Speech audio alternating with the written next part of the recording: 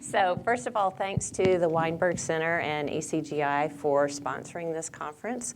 It's an honor to be here and to present some research and to, again, be back in person and get feedback. And so you'll notice that the title is slightly different from what's on your program.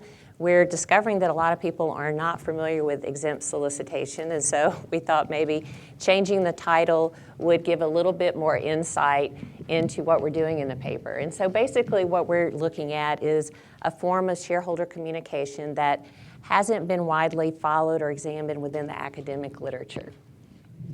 And so start out with a quote from a poet. When we talk about communication, one thing you might think of is good words are worth much and cost little. Here the focus, though, is good words. How do you determine what good words are? Bad words can actually lead to a lot of unintended and negative consequences, right? And so basically, when we think about effective communication or good words, you might think of things that promote transparency, accountability, trust. These accountability we've heard before, and those can lead to good governance and align incentives and help people make informed decisions. These are desirable outcomes.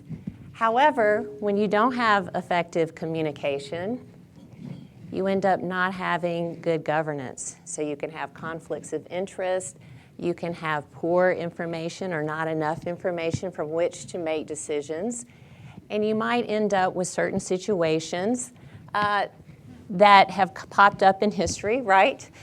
In terms of where we've seen this happen. There was not good, effective communication, at least that was easily processable by investors or stakeholders. And so, what are some of the impediments to effective communication?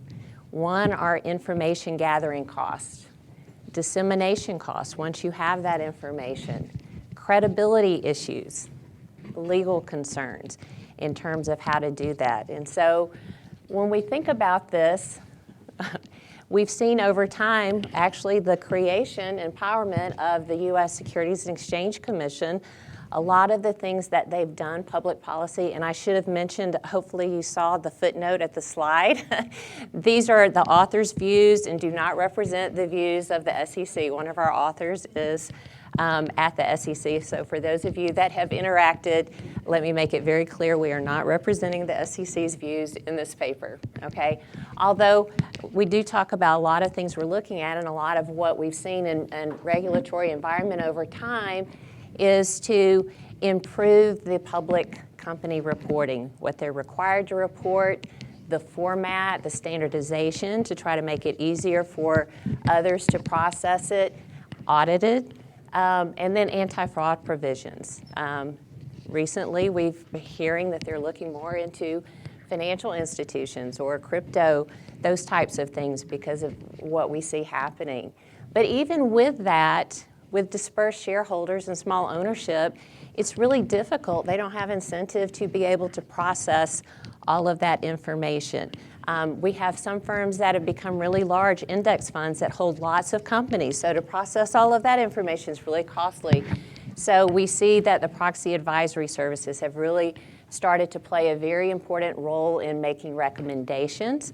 And with that, some people have in this room and research that you're familiar with, are looking at the influence they have on voting outcomes. And potentially, with their recommendations, which are not paid for, may have the incentive to deviate from their paid for proprietary information to kind of boost business.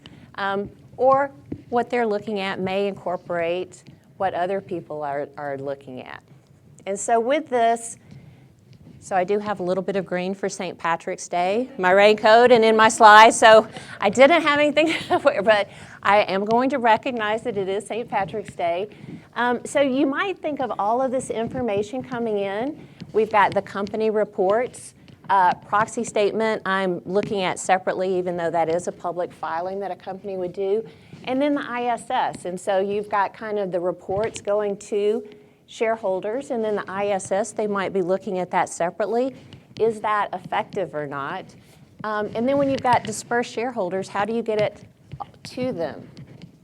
And so, we talked about credibility and difficulty of processing information. So I'm sure many of you are watching the headlines.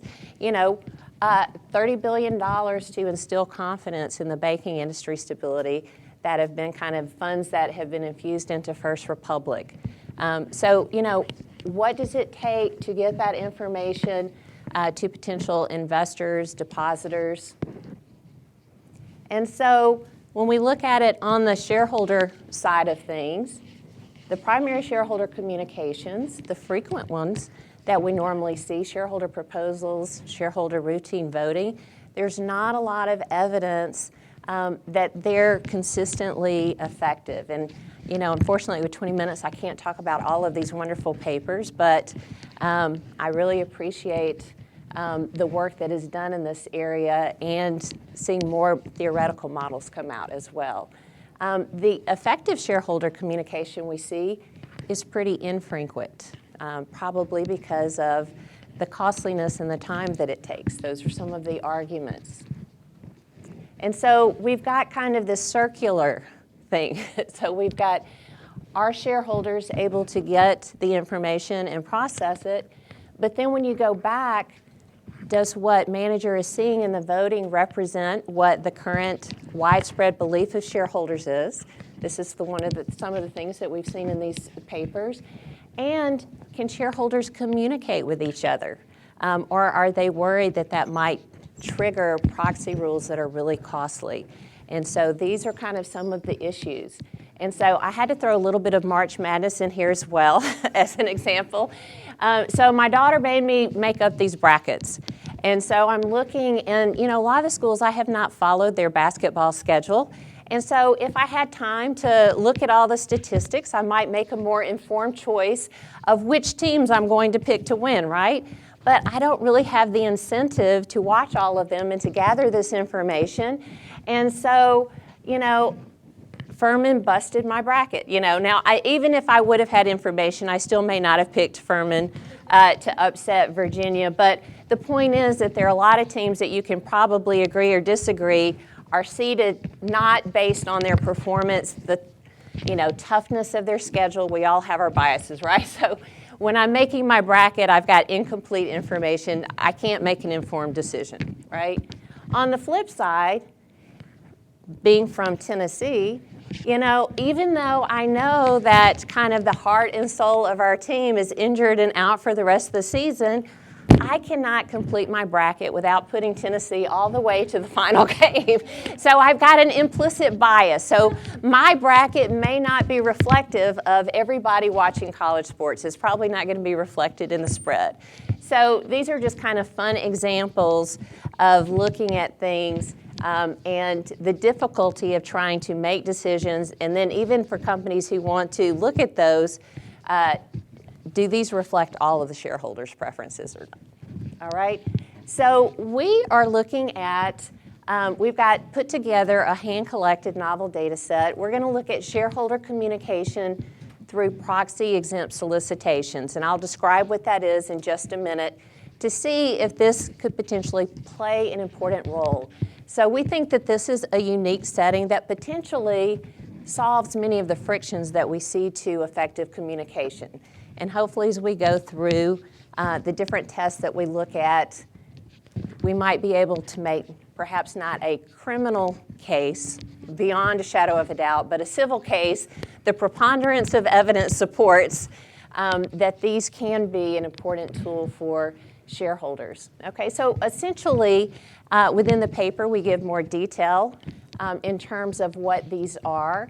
But these are actually communications that shareholders can make with each other outside of the proxy process on really key voting matters, okay? They can communicate directly with a small group of shareholders privately, publicly through filings with the SEC, as long as they have no substantial interest or are not seeking control, okay? So basically they are subject to anti-fraud provisions, but they've got a lot of flexibility. And so we think that potentially then they can overcome some of the impediments to effective communication.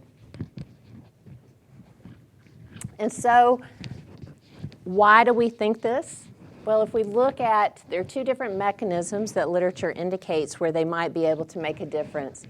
One is through improved voting. So there are some theoretical models in other papers that basically are consistent with the idea that if you allow prior communication to voting, it improves the voting. And so when there are no large conflicts of interest, that's kind of the key, right?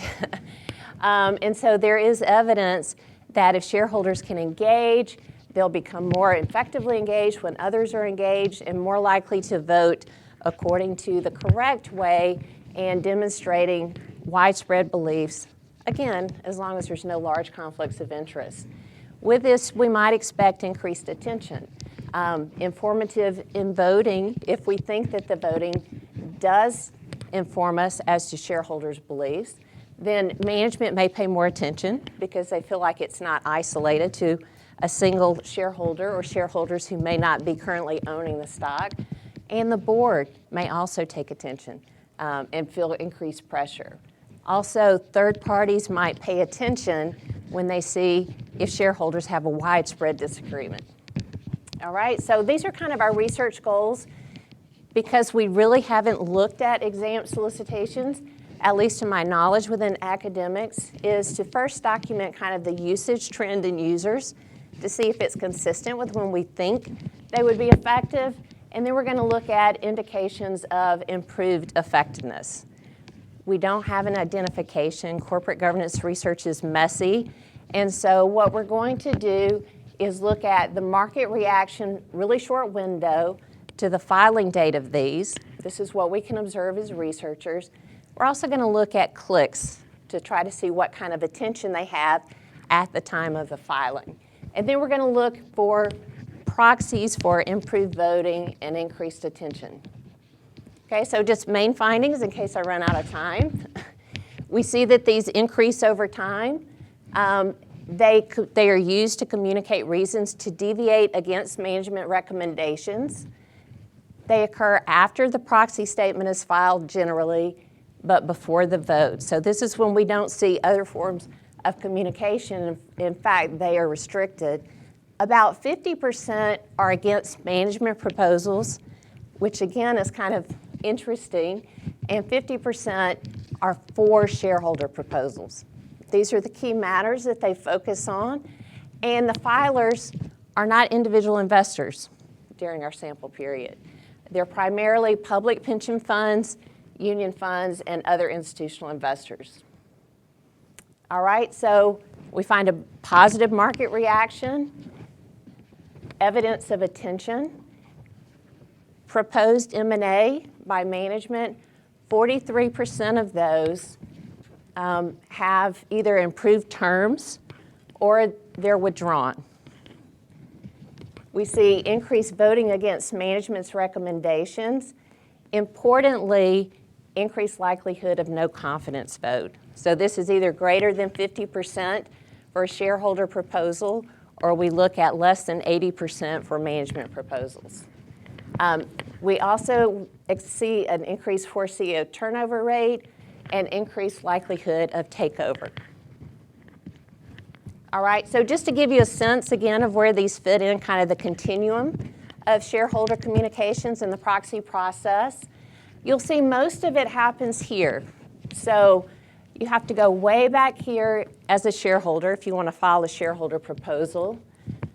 Within this period, if you decide you wanted to do a contested proxy solicitation, a lot of companies have advance notice requirements, which typically end prior to the proxy filing statement. And so once the proxy filing statement comes out, if shareholders are unhappy with management's response to any earlier interactions, basically these things have already passed. And so this is where we see the exempt solicitation filings occur. After they have information from the company in response to this, but prior to the vote. Right, so again, this is hand collected. We basically downloaded all of these form filings, the ones that were not available electronically. We did a FOIA request, so it took quite a bit of time to read through these and code. This is an example of the information. We were able to identify 788 proxy items for 478 unique firms. All right, so usual suspects in terms of data. And so just if you can see the trends, you can see as shareholder activism increases here, you see a slight uptick, but here in the latter part of the sample, it becomes much more active. And so you can see it's actually more common than proxy contests during the latter part of the sample. And these are a larger percentage. These are non-individual sponsored corporate governance proposals. So you can kind of see the trends over time.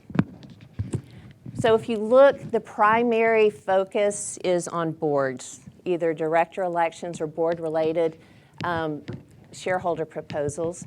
There's also M&A or anti-takeover, other governance, and compensation in here.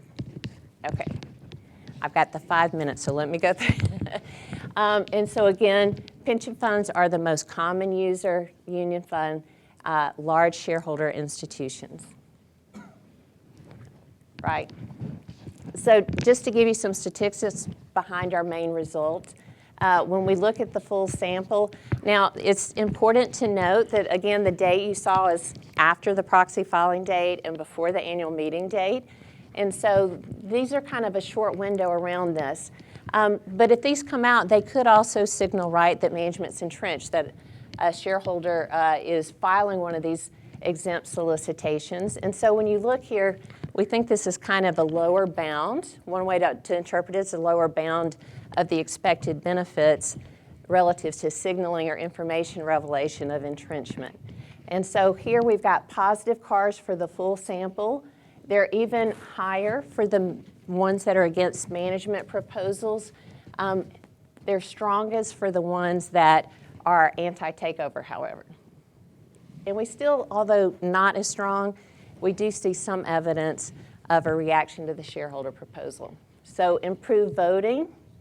This is just an example for one that's against a proposed M&A. And so kind of what I've highlighted is the person who is against this proposed merger and the names that they talk about experts in this industry that are against it and the reasons they're against it. So I've shrunk it down.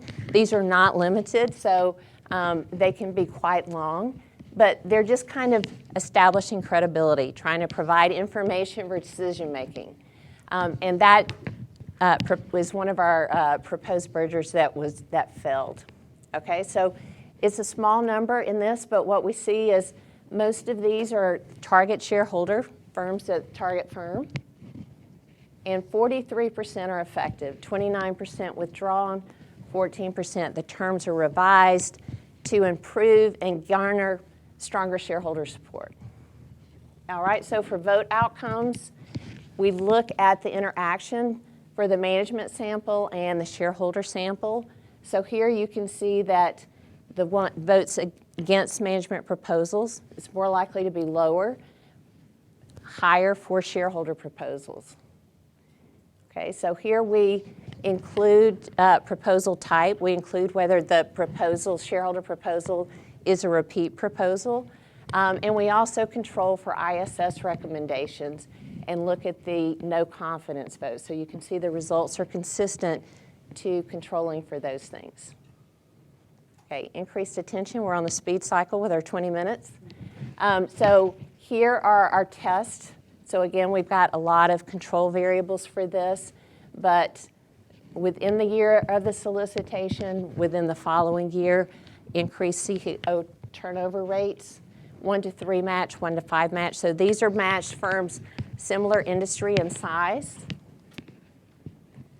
And when we look at the ones that did not have a proposed merger at the time of the solicitation, we see the increased likelihood of turnover.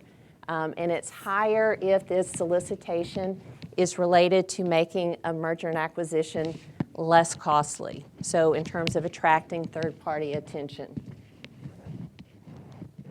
Okay, so I think I'm close to my end. Am I early or right on time? Okay, so my conclusion for the co-authors, kind of when we put all of this together, it appears to us that exempt solicitations are basically an important tool that are available to shareholders. With the rise of index investors particularly, if you look at the ones who are using this, they cannot really vote with their feet. They tend to be more passive investors, and these are typically the type of investors that theory would predict that would benefit more from doing this type of communication. If you look at the focus and timing, again, these fall when other forms of communication are restricted, and so we think that the significant CARs indicate that the expected benefits outweigh the revelation of entrenchment, and that this is information that's distinct from the proxy mailing and the meeting dates. The improved voting and increased attention, again, suggests that this might be, an alternative, a cost-effective alternative to proxy contests. So thank you. Did I stay on track?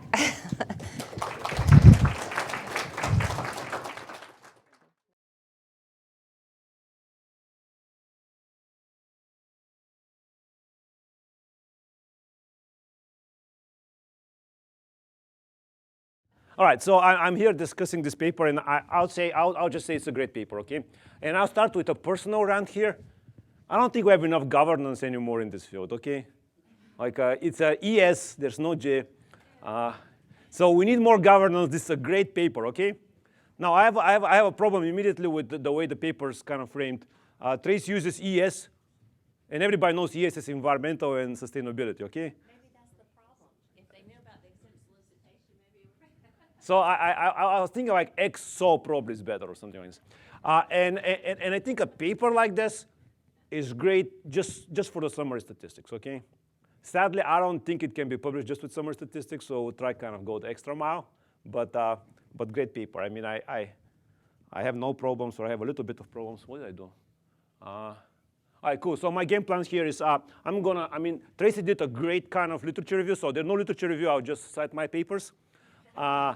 Then she kind of presented well like the summary statistics, but I'll do my own because I like coding.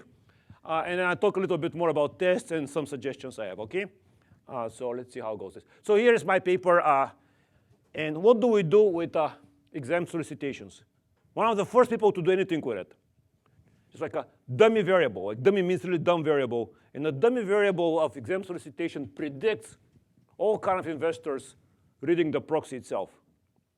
So essentially, we just throw this in the kitchen sink. This is the second page, actually, of this table, to say, like, if there is exempt solicitation, something's going on. There's some trouble going on, and it's important.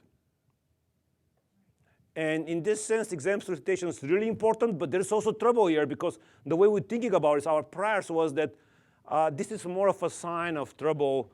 There needs more communication. There's something going on. We don't know what it is. What we do is stick a dummy variable, all right? And here we're trying to go a little bit deeper in this, and we'll see how deep we can go.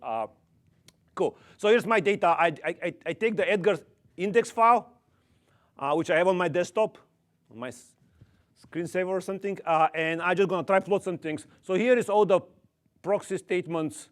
We have less and less public forums. And here is kind of management explaining themselves, like attacking some shareholder proposals. And what you see is like there's a huge increase in trouble and management explaining themselves in the last couple of years. And then here is, Tracie was talking about this, here are all the contested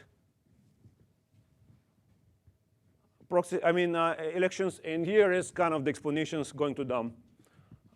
And finally, here is what we are looking at. This is the PX14A 6G, right? Notice of exempt solicitations. And what you see is this stuff's taking off. So shareholders are adding this communications. And in fact, the last 2 years that are not in Tracie's sample, in their sample, it's just going up and up and up. So what I'm saying is this paper kind of has future, all right? Or as a referee, I'm going to say they need to update their sample. Something like that. All right, cool. So takeaways. Measurements under pressure. And exempt solicitations grow in number. Now, ISS is actually probably the main driver of the pressure, but exempt solicitations are going up. So water day was their role. All right, so next thing I do now is do my own research, water day. So here is, and again, anytime I do research, I pick one company. I always use Apple, because all my students use Apple products. I don't. I pretend I do, and then I'm going to show them something about Apple to be cool. So this Apple, and this is the exempt solicitations. The first one was from James McRitchie. I know, everybody knows him. I don't, but. And essentially, he is complaining here that Apple has implemented proxy access, but they allow only one director to be elected, and he needs two, because it takes two to second a proposal or something like that. All right? And proxy access is very important. I have a paper about it, okay? But this exempt solicitation, he's actually supporting his proposal. So he's not like a third-party investor doing research. I don't know how much information there is. Maybe there is some. Now, here's the next one. Actually, wait, how did it work actually for him? Not great. I mean, this was voted against. This meeting of Apple was on March 10th, so this is done. Now, here's another one. And this is a little bit more interesting. Again, for Apple, for this year, and you got the National Legal and Policy Center, it's a little bit right-wing, okay, urge you to vote against Al Gore. So this actually reminds me of some of the research Tracie has done, almost like a just vote no campaign kind of through an exempt solicitation. And what do they say about Al Gore? They say, like, since losing his bet, he pretends to be an environmental kind of guy. But however, Mr. Gore's climate predictions have been mostly false. And this goes back to what Tracie was saying. Like, essentially, she's saying, like, all the information here should be like, it's almost had to be, I don't know, legally kind of, I don't know about that. And then they say that Al Gore kind of is personal enrichment here, make a lot of money out of this. I didn't understand the argument there. Now, did it work? This attack on Al Gore. Kind of. If you look at like this, these are the director votes, and here's Al Gore. He has like 600 million more votes against, out of 9 trillion, okay? Not even making this up. So it kind of worked. Or did it? Is Al Gore worried? No. Because last year he had like even more votes against without exempt solicitation. So I guess there's like an Al Gore fixed effect here. I don't like him so much. All right, so what's my takeaway here? This is very unfair. It's based on one observation. All right, actually not. One vote and 4 exempt solicitations. And this is not in the sample Tracie uses, because this is fresh. So most filers here are filed by the proponents themselves, not third-party investors, at least in my example. And some resemble just vote no low-cost campaigns. And there's like a great paper for this. I mean, I love this paper. So my literature review I have, okay? So I don't know, it's very unfair because based on a very small sample, but that's how I kind of read it. All right, cool. So now, Tracie has amazing theory. I've been, well, it's not her theory, but she uses amazing theory to motivate. And I've been blessed enough to look at 2 different versions of the paper, and the paper has improved tremendously. Okay? I still kind of think this is very complicated. So investors have a lot of choices what to do, and to communicate, or to abandon, or to coordinate through an outside party.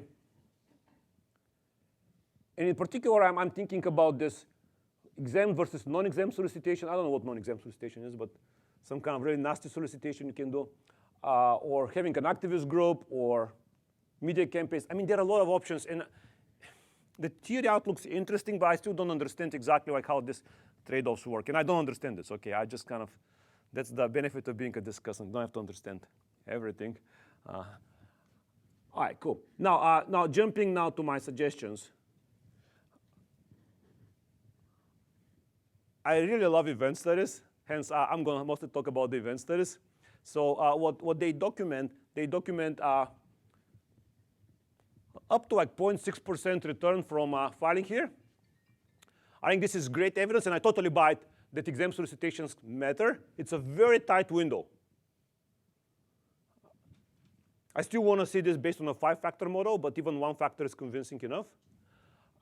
And you cannot argue with event studies. Of course I can, okay? So let me try here. The problem with event studies, like, I mean, they come and the event happens, and it really depends on the priors of you have. I mean, the market has about it. It really depends what do we learn from the event of exempt solicitation. And I'm a little bit kind of struggling here because on one side, the fact that an investor is filing it is important, but then there's information in there. But then some of them have no information, if you ask me. Especially the Al Gore one had zero information, if you ask me. And then this also has to say something about their investors that think that their marginal benefit from doing this is above their marginal cost. So there's, in my mind, there's some hope for this company. People are communicating and trying to do something about it. Tracie actually takes a more negative outlook, saying that almost the company is so entrenched, the only thing you can do is do an exempt solicitation. I mean, I don't know which way this goes. But the event studies, I think, suggest something important is happening. But I just don't know how to kind of again, keep them. They're great. And the other problem I have with this is also a little bit with the timing. So going back to Apple, what Tracie had, she had like this 42 days between a filing and a meeting date. But these numbers here are just approximate. So what happened with Apple was, I used to work at the SEC, so I love this stuff. So here is like the proxy filing. There are immediately 2 of these things coming. And these are just people supporting their proposals. There's nothing for a while, and then 4 of them coming. And I think the timing here is, I would guess, like right when the big investors are voting their proxies. So the timing's kind of a little bit endogenous. The timings also kind of coincides with, I think, with the beginning and the end of this, and they come in bunches. So I don't know how we deal with this with your event studies, this kind of bunching of having 4 of them. And I also think, frankly, I think you also kind of probably underestimate the effects because quite a few of them look like BS. Like the ones I showed look quite bogus to me. And they're really important ones and do great analysis. They do great analysis where they go like one by one looking in this M&As that fail or not fail and looking what's happening. And so this actually, I really love this part of the paper. The event studies, I think, I know this is kind of tricky, but I think there's a lot of kind of empty stuff, empty calories in there into your stuff. All right. So I have a lot of results, and all these results suggest that exempt solicitations are important, but they cannot be the whole story. I mean, it's almost like there's something else you're picking up behind them. All right, cool. So, because I have 3 minutes. The elephant in the room always, and I think that's why we're choking with governance research, is that we always as humans want to have, we know the cause. We want to know what's happening. And in here, it seems like this is great. This suggests this new mechanism. This mechanism is very promising. It does a lot of things, but it's also in very contentious situations. And the writing, while you're very careful, you never suggest causality, still implies that this is kind of a very important driver here. And this is inevitable. I mean, they cannot write a paper without doing this. So what's my suggestions? On one side is, I think, like just go away even more from the causal inference here, emphasize the importance of summary statistics, and use this setting to somehow test the theories in a more direct way. Almost like channels or saying, like, here's like ownership structure is fractured, or there's not enough information, and say, like, in these settings, how this work. It's very complicated, though, because if there's not enough information, I don't know. I mean, it's complicated, but I think you just need to do a little bit more cuts along what the theories are suggesting. I mean, you motivate great with the theories, but you almost abandon them towards the end in the empirical side. That I think this actually, the route you're taking is very promising. Now, two more things. An instrument, another paper of mine. I mean, it's the same paper. But you can think of, there's some variation like a busy season when there's like hundreds of proxies coming at the same time. Maybe then exempt solicitations would be overlooked. So it's not an instrument really, but it's more like a mechanism saying, like, look, there's no attention in this kind of real busy period. Are they then less important than when people can focus on them? So something like some variation that you can kind of, I think it'd be great to add to the paper. And finally, some of these things remind me like as a negative media stories. And to the degree they're like media stories right in this window, I think it's an opportunity to compare what a media story is going to do versus an exempt solicitation. It's almost the same but different. So it's almost like you can have another kind of event study on this other kind of events, the media kind of stories, and see, I mean, is this exactly the same thing or different, and just use this kind of. All right, cool. So I got 2 minutes. So, and looking at you, Kathryn. So in conclusion, probably spoke too quick so you understand nothing. But in conclusion, I think this is a great paper. I mean, I'm really excited to discuss this. I'll die on this hill and I'll keep doing this research. I published an ESG paper too, okay, but I'll keep doing this. It's an important kind of research we have to do. We're missing, it's overdue. I think exempt solicitations are not only important, they're coming more and more. More and more of them are coming, so gotta understand about them. The paper is very convincing in summary statistics, very convincing in showing that's important. It happens when there's things happening. I just a little bit more. And the tack the authors are taking with these theories is great. I mean, I think they just need to go more in this direction rather than using my suggestions for instruments. There are no instruments. And there's an opening to even work more on this paper. I think they should work more. All right. Thank you.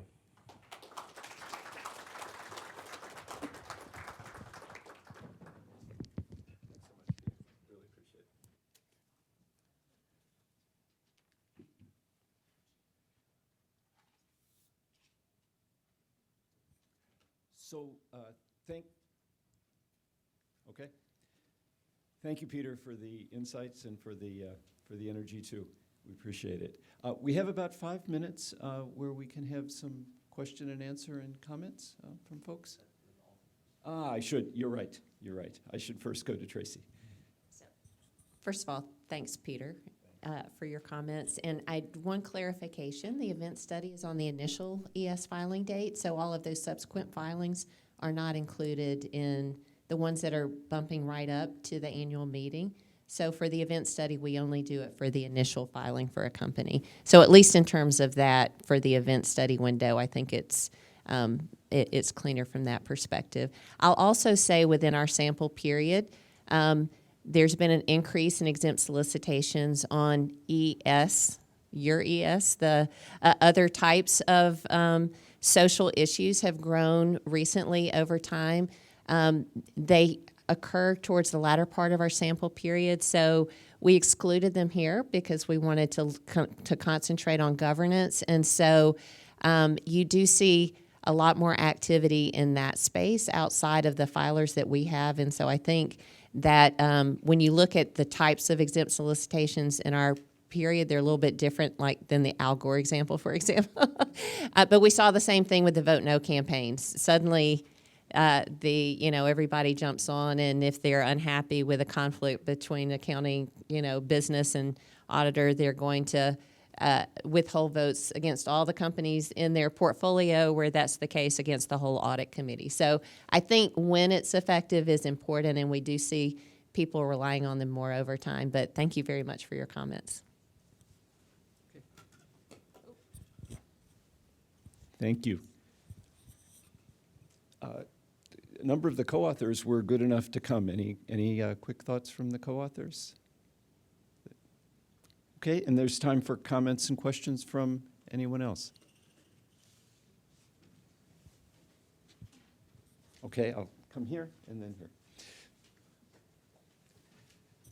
Thanks so much. Hi, I'm Alex Lejoux from the National Association of Corporate Directors and Capital Expert Services, and I'm very old, and I remember that in 1992 there was a major change in proxy rules, so major that the United Shareholders Association, founded by T. Boone Pickens, actually closed its doors and said, our work is over. And if I'm correct, I think that one of the great innovations of the 1992 change in proxy rules was allowing these exempt solicitations. So I'm thinking, if I'm correct, then a study of pre-1992 filings might be a nice contrast.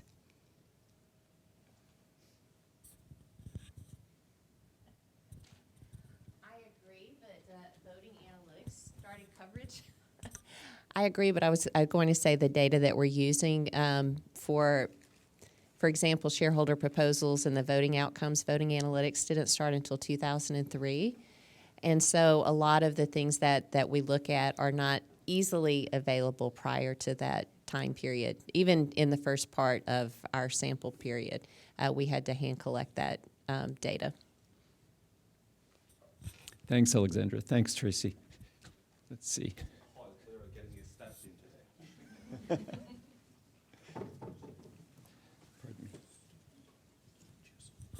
So I was coming back to the discussant's last point. I was curious if you've thought about looking at something like Ravenpack's news sentiment to understand whether or not this sort of varies over time. And I think we could imagine that they might be more likely to say negative things if there's negative things going on in the media that's sort of about bad things at the firm in sort of an image type way. And that might be something that, if you can get the data, would generate some interesting cross-sectional findings. Thanks, Pat. Thank you. For the first part, so this paper has been an ongoing project just because of collecting the data. But I will say in the first original part of this paper, the sample was the first half where it was a lot easier to get information. And we did find for the majority of those that there were media reports that followed the exempt solicitation versus instead of the other way around.